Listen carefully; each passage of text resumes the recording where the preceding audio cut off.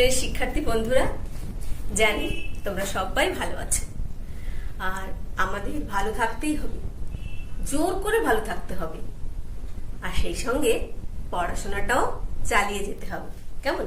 তো আজকের ক্লাসে আমরা আলোচনা করব প্রথম বিশ্বযুদ্ধের ফলাফল। কেমন? এই প্রথম বিশ্বযুদ্ধ শুরু হয়েছিল তোমরা জানো 1914 সালে, আর শেষ হয়েছিল 1918 সালের 11ই নভেম্বর। 1918 সালের 11ই নভেম্বর যখন জার্মানি মিত্র শক্তির কাছে আত্মসমর্পণ করলো, তখনই এই প্রথম বিশ্বযুদ্ধ শেষ হয়ে গেল। তো বন্ধুরা, আমরা এটাকে প্রথম বিশ্বযুদ্ধ কেন বলছি? একটা প্রশ্ন আসতেই পারে। তো এই জন্যে বলছি যে এর পরে আমরা আরো একটা এইরকম বিশ্বব্যাপী সর্বাত্মক বিশ্বযুদ্ধের মুখোমুখি হব। সেই জন্যে আমরা এটাকে বলছি প্রথম বিশ্বযুদ্ধ, আর পরে যেটা হবে সেটাকে বলবো দ্বিতীয় বিশ্বযুদ্ধ। কেমন? তো এই যে প্রথম বিশ্বযুদ্ধ, এই প্রথম বিশ্বযুদ্ধ যা ছিল একটা আঞ্চলিক যুদ্ধ, তোমরা দেখেছো এর আগের ক্লাসের আলোচনাতে। আঞ্চলিক যুদ্ধটা একটা মহাদেশীয় যুদ্ধে পরিণত হলো। মহাদেশীয় যুদ্ধটা কিভাবে একটা বিশ্বব্যাপী ব্যাপক যুদ্ধে পরিণত হলো, এই যুদ্ধের ভয়াবহতা, ব্যাপকতা এটাকে একটা সর্বাত্মক যুদ্ধে পরিণত করেছে। এই যুদ্ধে জল, স্থল, অন্তরিক্ষ অর্থাৎ জলে, স্থলে, আকাশে, এই 3 জায়গায় যুদ্ধ হয়েছে। ইতিপূর্বে বিজ্ঞান আর প্রযুক্তিকে এইভাবে যুদ্ধের অস্ত্র ব্যবহারের ক্ষেত্রে বা যুদ্ধের অস্ত্র তৈরির ক্ষেত্রে আর কখনো ব্যবহার করা হয়নি। অর্থাৎ বিজ্ঞান আর প্রযুক্তিকে যুদ্ধের অস্ত্র তৈরির জন্য যেভাবে ব্যবহার করা হয়েছে, ইতিপূর্বে কিন্তু এরকম আর কখনো হয়নি। কেমন? তো এই যুদ্ধে, এই ভয়াবহ যুদ্ধে অসংখ্য মানুষ মারা গেছে, প্রচুর প্রচুর ধন সম্পদের অপচয় হয়েছে। তো এসো আমরা এভাবে আলোচনাটা করি যে এই যুদ্ধের যে ফলাফল, সেই ফলাফলটাকে যদি আমরা দুটো ভাগে ভাগ করে নিই, একটা ধ্বংসাত্মক দিক আর একটা গঠনমূলক দিক। এইভাবে দেখো যে প্রথম বিশ্বযুদ্ধের ফলাফল তাকে আমরা দুটো ভাগে ভাগ করে নিচ্ছি, একটা হচ্ছে ধ্বংসাত্মক দিক আর একটা হচ্ছে গঠনমূলক দিক। তাহলে প্রথম বিশ্বযুদ্ধের ফলাফলকে আমরা দুটো ভাগে ভাগ করেছি, একটা হলো ধ্বংসাত্মক আর 2 হচ্ছে গঠনমূলক। তো আমরা আগে ধ্বংসাত্মক দিকটা এভাবে দেখি। তো ধ্বংসাত্মক দিকটাকে আমরা দুটো ভাগে ভাগ করি, এক হলো মানব সম্পদের অপচয় আর 2 হচ্ছে ধন সম্পদের অপচয়। তো মানব সম্পদের অপচয়টা কিরকম? মানব সম্পদ হচ্ছে মানুষ, মানুষকে আমরা শক্তি হিসেবে ব্যবহার করছি, মানুষকে আমরা সম্পদ হিসেবে ব্যবহার করছি, সেই জন্য আমরা বলছি মানব সম্পদ। আর ধন সম্পদ তো তোমরা জানোই। তাহলে এই মানব সম্পদের যে অপচয় হয়েছে, সেই অপচয়কে আমরা আবার দুটো ভাগে ভাগ করেছি। যেমন দেখো, একটা হচ্ছে অসামরিক আর একটা হচ্ছে সামরিক। তাহলে মানব সম্পদকে আমরা দুভাগে ভাগ করে নিলাম, একটা সামরিক ক্ষেত্রে, একটা অসামরিক ক্ষেত্রে। অসামরিক ক্ষেত্রে কিভাবে? অসামরিক ক্ষেত্রে কাদের বলবো? যে সমস্ত মানুষ যুদ্ধবিদ্যার সঙ্গে জড়িত থাকে না, অর্থাৎ যুদ্ধ বিগ্রহের সঙ্গে জড়িত থাকে না, সেই সমস্ত মানুষজনকে আমরা বলি অসামরিক। আর যারা যুদ্ধের সঙ্গে জড়িত থাকে, যেমন সেনারা, সেনাপতিরা, ফৌজ যাদেরকে আমরা বলি, সিপাহী যাদেরকে আমরা বলি, তারা হচ্ছে সামরিক লোকজন। তাহলে এই যুদ্ধে দেখা যাচ্ছে যে অসামরিক ক্ষেত্রে যে যুদ্ধের অস্ত্র ব্যবহার করা হয়েছিল, তাতে করে হাট, বাজার, নগর, বন্দর, ক্ষেত, খামার, কল কারখানা, এই সমস্ত জায়গার যে মানুষরা ছিল, সেই সমস্ত স্থানের মানুষরাও কিন্তু মারা গেছিল, কেননা আকাশ থেকে বোমা নিক্ষেপ করা হয়েছিল। বোমার বিমানের সাহায্যে, আমরা যে বললাম যে আকাশে যুদ্ধ হয়েছিল উড়োজাহাজের মাধ্যমে, অন্তরিক্ষ মানে আকাশ, সেখান থেকে যে যুদ্ধের জন্য বোমা ফেলা হয়েছিল, তাতে করে যে হাট বাজার, নগর বন্দর, ক্ষেত খামার, কলকারখানাতে যে সমস্ত মানুষ ছিল তাদের উপর বোমা নিক্ষেপ হয়েছিল, তারা মারা গেছিল। অসংখ্য মানুষ, তাদের কোনো মানে অগণ্য গোনা যায় না এরকম মানুষ কিন্তু মারা গেছিল। এই মানুষগুলি তো সরাসরি যুদ্ধের ফলে মারা গেল, কিন্তু এছাড়াও কিছু মানুষ মারা গেছে। কিভাবে? এই যুদ্ধ যখন চলছিল তখন তো কলকারখানা বন্ধ হয়ে যায়, ফলে শ্রমিক ছাঁটাই হয়। এই শ্রমিক ছাঁটাই হওয়ার ফলে শ্রমিকরা বেকার হয়ে পড়ে, তাদের কাজ ছিল না, তাদের কাছে অর্থ ছিল না। আর এই সময় জিনিসপত্রের দাম প্রচন্ড বেড়ে যায়। কেন?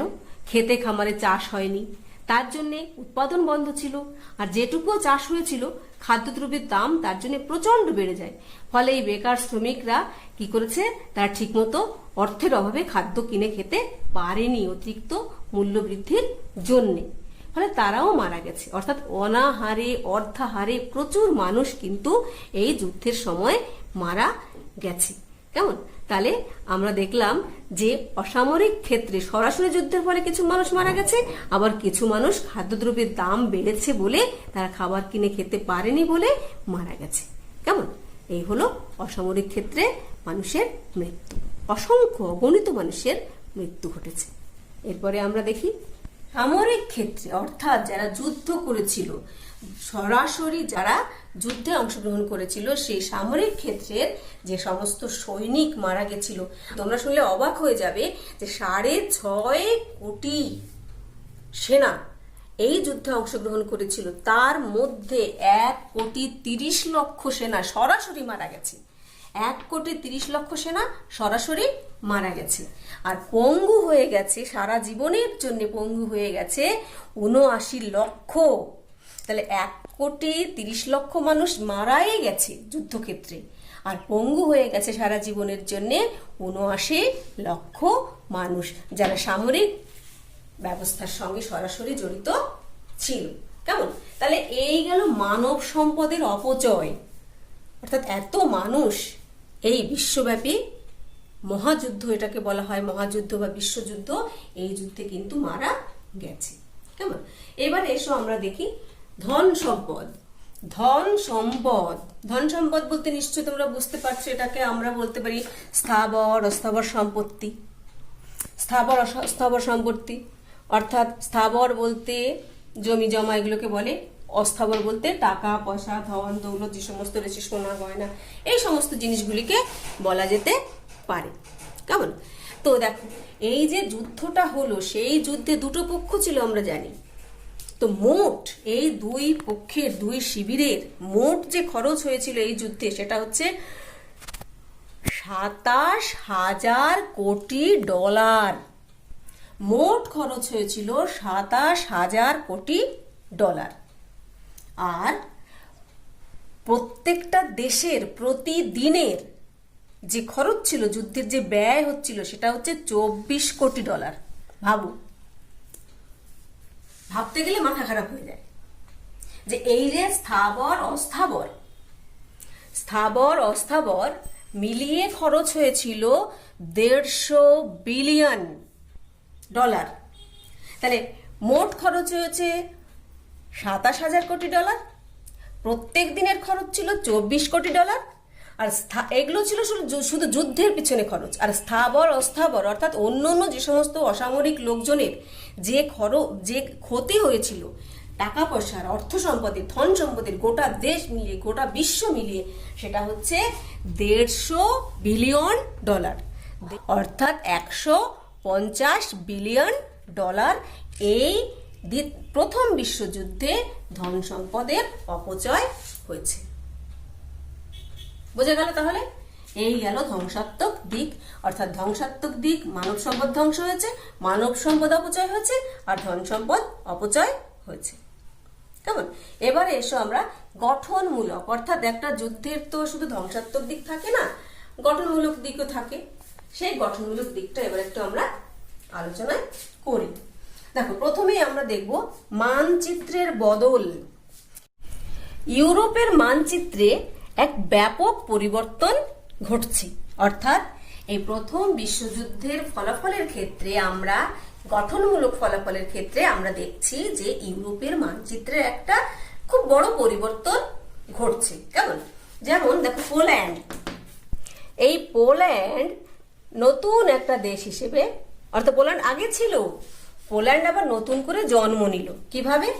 পোল্যান্ডের খানিকটা অংশ রাশিয়া দখল করে রেখেছিল, খানিকটা অংশ জার্মানি দখল করে রেখেছিল, খানিকটা অংশ অস্ট্রিয়া দখল করে রেখেছিল।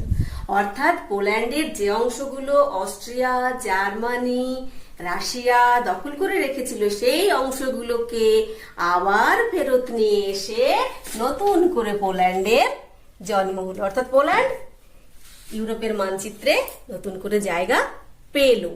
তারপরে চেকোস্লোভাকিয়া বলে আরেকটা দেশের জন্ম হলো। এই চেকোস্লোভাকিয়া তৈরি হলো ব্যাভেরিয়া আর মোরাভিয়া এই দুটি দেশের সমন্বয়ে। আরেকটা দেশের জন্ম হলো যুগোস্লাভিয়া। যুগোস্লাভিয়া, এই যুগোস্লাভিয়ার জন্ম হলো সেই হার্জেগোভিনা, সেই বসনিয়া, আর প্রথম বিশ্বযুদ্ধের যে মূল বিষয় যাকে নিয়ে যুদ্ধটা হলো সার্বিয়া, সেই সার্বিয়াকে বসনিয়া হার্জেগোভিনার সঙ্গে জুড়ে দেওয়া হলো। অর্থাৎ সার্বিয়াকে বসনিয়া হার্জেগোভিনার সঙ্গে জুড়ে দিয়ে একটা নতুন দেশ তৈরি করা হলো, যে দেশটার নাম হচ্ছে যুগোস্লাভিয়া। যুগোস্লাভিয়া। তাহলে ইউরোপের মানচিত্রে আমরা পোল্যান্ডকে পাচ্ছি, চেকোস্লোভাকিয়াকে পাচ্ছি, যুগোস্লাভিয়াকে পাচ্ছি। কেমন? এই তিনটে নতুন দেশকে আমরা পাচ্ছি। আর রাশিয়া, এই যে সোভিয়েত রাশিয়া এখন যার নাম, মানে আমরা যুদ্ধকালীন সময়ের কথা বলছি সেজন্য এখন বললাম, এই সোভিয়েত রাশিয়ার তার থেকে কিন্তু চারটে নতুন দেশ তৈরি হচ্ছে। এক হচ্ছে ফিনল্যান্ড, 2 লাটভিয়া, 3 লিথুয়ানিয়া, 4 এস্টোনিয়া। অর্থাৎ রাশিয়ার থেকে নতুন 4টি দেশের জন্ম হচ্ছে, একটা ফিনল্যান্ড, একটা লাটভিয়া, একটা লিথুয়ানিয়া, আর একটা হচ্ছে এস্টোনিয়া। তাহলে এই যে ইউরোপের মানচিত্রে বদলটা হলো, এই যে নতুন নতুন দেশগুলোর আবির্ভাব হলো। কেমন? তারপরের পয়েন্ট হচ্ছে প্রজাতন্ত্রের প্রতিষ্ঠা। আমরা এটাকে গণতন্ত্র বলতে পারি। গণতন্ত্র বা প্রজাতন্ত্রের প্রতিষ্ঠা। অর্থাৎ প্রথম বিশ্বযুদ্ধের পর ইউরোপের বেশ কিছু দেশ, সেই সমস্ত দেশে আমরা আর রাজতন্ত্রকে দেখতে পাচ্ছি না। সেই সমস্ত দেশগুলোতে আমরা কি দেখছি? যে আগের যে রাজতন্ত্র ছিল, যে রাজারা ছিল, তাদের যে স্বৈরশাসন ছিল, সমস্ত কিছু একেবারে অবসান ঘটছে। কেন? ওই সমস্ত দেশের মানুষেরা জাতীয়তাবাদী আন্দোলন করছে, তারা রাজতন্ত্র চাইছে না, তারা গণতন্ত্র চাইছে, প্রজাতন্ত্র চাইছে। সেই সময়ে বিভিন্ন দেশে, যার ফলে খোদ জার্মানি, অস্ট্রিয়া, হাঙ্গেরি, তুরস্ক, সেই সঙ্গে পোল্যান্ড, তাহলে Germany, Austria, Poland, Latvia, Lithuania, এই সমস্ত দেশে, গ্রিসে, তুরস্কে কি হচ্ছে? গণতান্ত্রিক প্রজাতন্ত্র বা প্রজাতান্ত্রিক সরকার বা গণতান্ত্রিক সরকার প্রতিষ্ঠা হচ্ছে। রাজতন্ত্রের আর সেখানে কোনো ঠাঁই নেই। কেমন? তাহলে আমরা এই গঠনমূলক যে কাজ, সেখানে আমরা কি দেখলাম? গঠনমূলক ক্ষেত্রে আমরা দেখলাম যে রাজতন্ত্রের অবসান ঘটে গণতন্ত্র বা প্রজাতন্ত্রের প্রতিষ্ঠা হচ্ছে। কোথায় কোথায়? গ্রিসে, তুরস্কে, জার্মানিতে, অস্ট্রিয়ায়, পোল্যান্ডে, লাটভিয়াতে, লিথুয়ানিয়াতে, এই সমস্ত দেশগুলোতে প্রজাতান্ত্রিক সরকার প্রতিষ্ঠা হচ্ছে। আর একটা জিনিস আমরা দেখলাম, এই প্রথম বিশ্বযুদ্ধের পরপরই, প্রথম বিশ্বযুদ্ধে দেখো যারা যুদ্ধ করেছিল তারা, যারা হেরেছিল সবাই, যারা যুদ্ধ করেছে মানে কি, যারা জয়ী হয়েছে, যারা হেরেছে, সবাই তো যুদ্ধ করেছে। তাহলে জয়ী পক্ষ, বিজয়ী পক্ষ, দুই পক্ষই কিন্তু এই যুদ্ধে সমানভাবে ক্ষতিগ্রস্ত হয়েছে। সে অর্থনৈতিক দিক দিয়ে ও ক্ষতিগ্রস্ত হয়েছে, সম্পদের দিক দিয়ে ক্ষতিগ্রস্ত হয়েছে।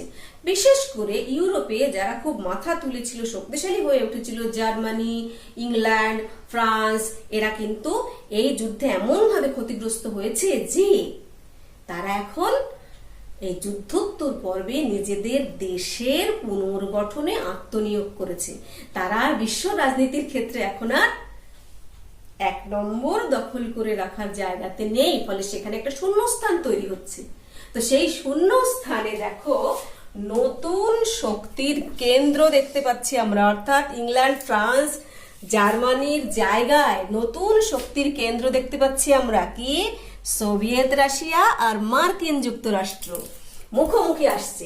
সেই শূন্যস্থানের জায়গায় এতদিন যে ইংল্যান্ড বিশ্ব রাজনীতির ক্ষেত্রে 1 নম্বরে ছিল, ইংল্যান্ড, ফ্রান্স, তারা কিন্তু সেই জায়গা ছেড়ে দিয়ে এই যুদ্ধে বিধ্বস্ত হয়ে নিজেদের ঘর গোছাতে, নিজেদের দেশের পুনর্গঠনের কাজে তারা আত্মনিয়োগ করছে। আর সেই জায়গায় উঠে আসছে নতুন শক্তির কেন্দ্র হিসেবে দুটো দেশ মুখোমুখি।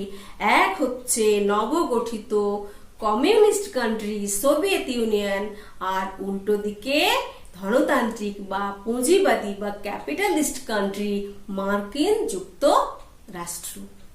এই ঘটনা কিন্তু ঘটছে আমাদের প্রথম বিশ্বযুদ্ধের ফলাফল হিসেবে। তারপরে এই যে যুদ্ধ, এই যে ভয়াবহতা, এই যে প্রাণহানি, এই যে সম্পদের অপচয়, মানুষ আর যুদ্ধ চাইছে না। যুদ্ধে যুদ্ধে মানুষ বিধ্বস্ত, মানুষ শান্তি খুঁজছে, মানুষ নিরাপত্তা খুঁজছে।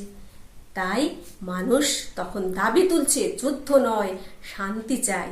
আর এই যুদ্ধ নয় শান্তি চাই, সেই শান্তি চাইবার জন্যে মানুষ তখন বিশ্ব রাজনীতির ক্ষেত্রে, একটা আন্তর্জাতিক ক্ষেত্রে একটা বড় সমস্ত দেশকে নিয়ে একটি শান্তির প্রতিষ্ঠান তৈরি করতে চাইছে। ফলে তৈরি হচ্ছে এই প্রথম বিশ্বযুদ্ধের ফলাফল হিসেবে জাতিসংঘ। জাতিসংঘ স্থাপন হচ্ছে।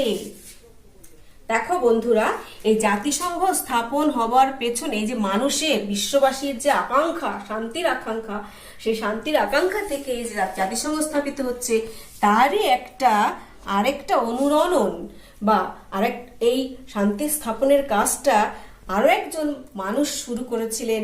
তিনি হলেন মার্কিন প্রেসিডেন্ট উইড্রো উইলসন। মার্কিন প্রেসিডেন্ট উইড্রো উইলসন প্রথম বিশ্বযুদ্ধ শেষ হবার আগেই 1918 সালের 8ই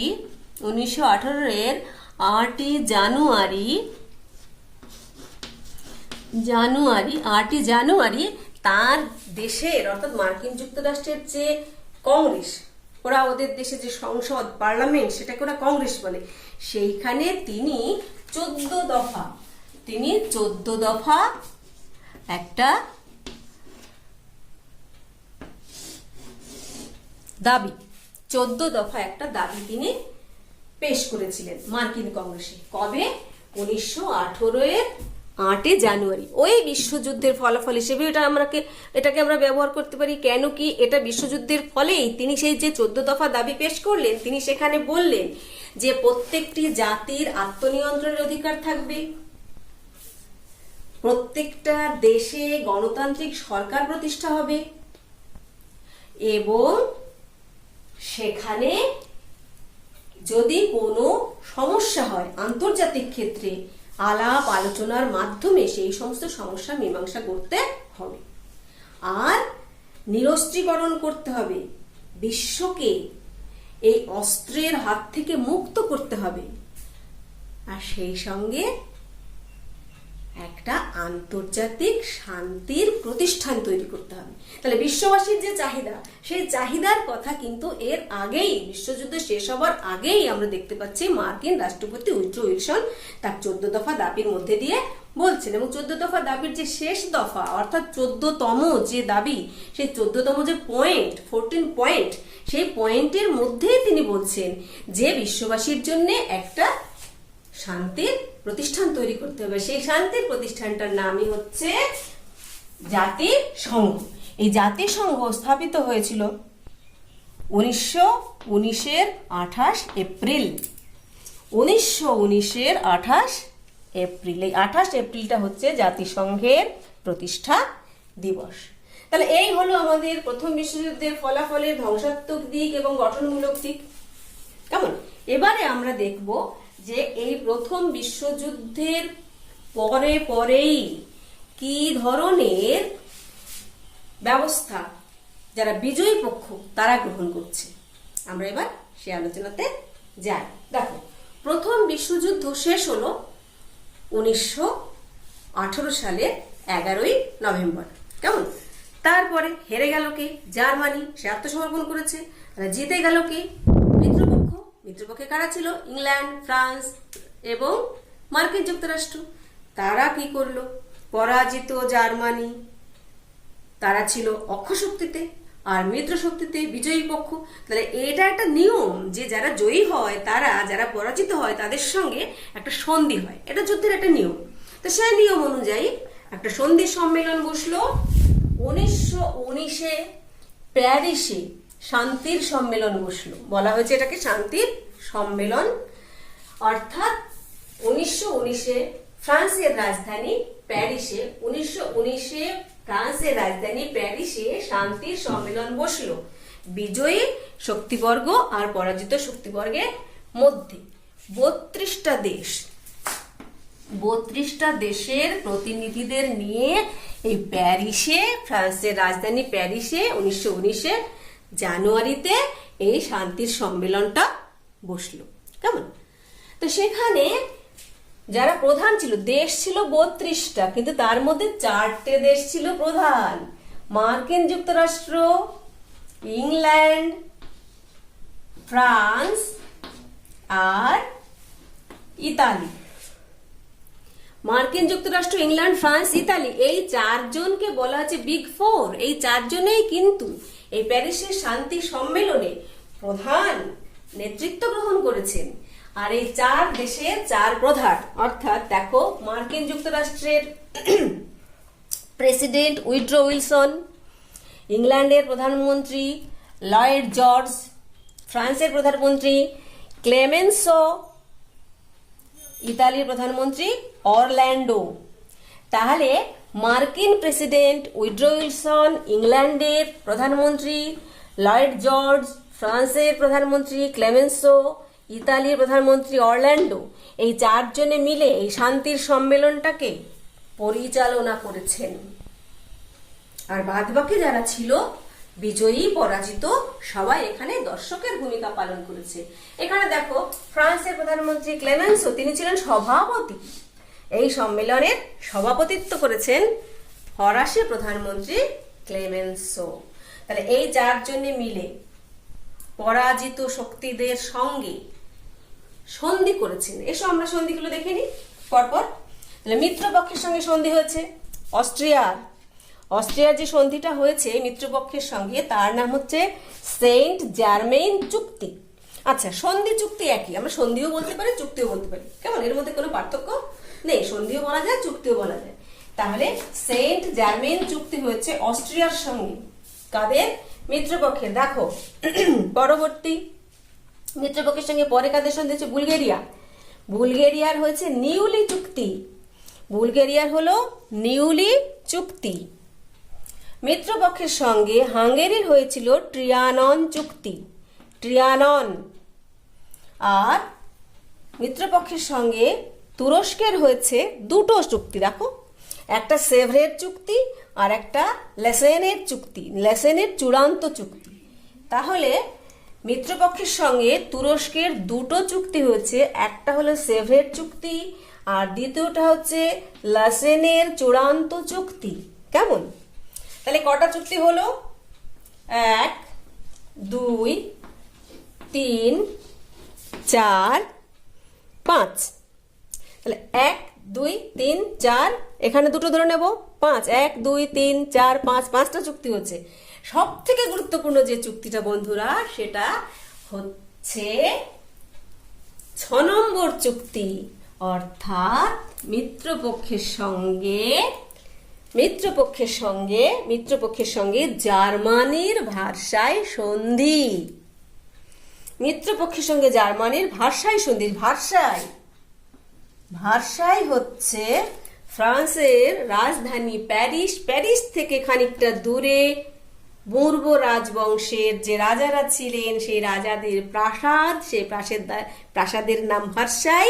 সেইখানে বসে, অর্থাৎ ভার্সাই রাজপ্রাসাদে বসে জার্মানির সঙ্গে মিত্র শক্তিবর্গের যে চুক্তিটা হয়েছে সেটা হচ্ছে ভার্সাই চুক্তি। কেমন? এই ভার্সাই চুক্তি সময় জার্মান প্রতিনিধিদের কেবল ডেকে এনে বলা হয়েছিল যে এই চুক্তিপত্রে হয় তোমরা সই করো, স্বাক্ষর করো, না হলে যুদ্ধের জন্য প্রস্তুত হও। অর্থাৎ তাদেরকে, তাদের যে প্রতিনিধি এসেছিলেন এই সম্মেলনে, তাদেরকে কোনো কথা বলার অধিকার দেওয়া হয়নি, তাদেরকে চুক্তিপত্র দেখার অধিকার দেওয়া হয়নি, তাদেরকে চুক্তিপত্র সংশোধনেরও কোনো অধিকার দেওয়া হয়নি। তাদের এইখানে কানের কাছে বন্দুকের নল দিয়ে বলা হয়েছে হয় সই করো, না হলে যুদ্ধের জন্য প্রস্তুত হও। অর্থাৎ এইরকম একটা পরিবেশের মধ্যে জার্মান প্রতিনিধিদের এই ভার্সাই চুক্তিপত্রে সই করতে হয়েছিল।